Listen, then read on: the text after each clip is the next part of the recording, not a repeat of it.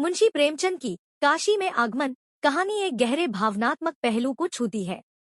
प्रेमचंद ने इस कहानी में अपने लेखन की शैली से यह दर्शाने की कोशिश की है कि कैसे काशी, वर्तमान वाराणसी जैसे शहर का एक विशेष स्थान है, जहां व्यक्ति को अध्यात्म, धार्मिकता और पारंपरिक जीवन का अनुभव होता है। हालांकि यह कहानी बहुत लघु है और इसे विस्तार से लिखने पर यह 5000 शब्दों तक विस्तारित हो सकती है। इस विस्तार में निम्नलिखित प्रमुख बिंदुओं को शामिल किया जा सकता है। प्रस्तावना और कहानी का आरंभ, प्रेमचंद का उस समय का साहित्यिक परिवेश और क्यों उन्होंने काशी का चयन किया, यह बताना। इसके साथ काशी का पौराणिक और सांस्कृतिक महत्व बताते हुए कहानी को आरंभ करना।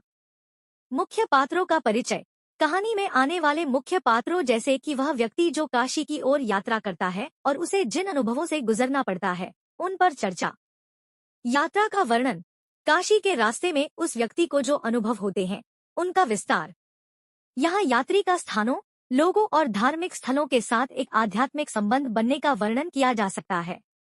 काशी में आगमन का भाव, उस व्यक्ति के काशी पहुंचने का वर्णन और उसे काशी में मिलने वाले परिवेश, घाटों की आध्यात्मिकता, मंदिरों का पवित्र वातावरण का अनुभव, आध्यात्मिक अनुभव और मनोवृत्ति में परिवर्तन। काशी के आध्यात्मिक माहौल में उस व्यक्ति की मानसिकता में जो बदलाव आते हैं, उसके व्यक्तित्व में जो विकास होता है, उसे विस्तार से बताया जा सकता है।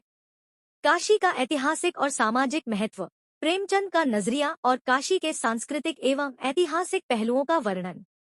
इसे भारतीय समाज और परंपराओं की पृष्ठभूमि से जोड़ा जा सकता है। काशी की धार्मिकता और जीवन का दृष्टिकोण, कैसे काशी का वातावरण उस व्यक्ति की सोच, उसकी धारणाओं और उसकी जिंदगी को बदल देता है, इस पर प्रकाश डालना।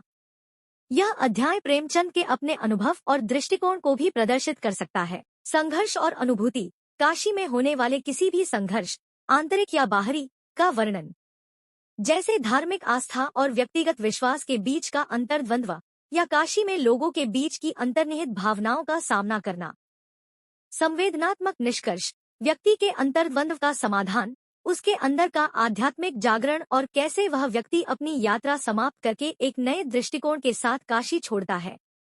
प्रेमचंद की भाषा और शैली, प्रेमचंद की सरल और सजीव भाषा का महत्व और कैसे उनकी लेखनी इस कहानी में पात्रों और घटनाओं को जीवंत करती है।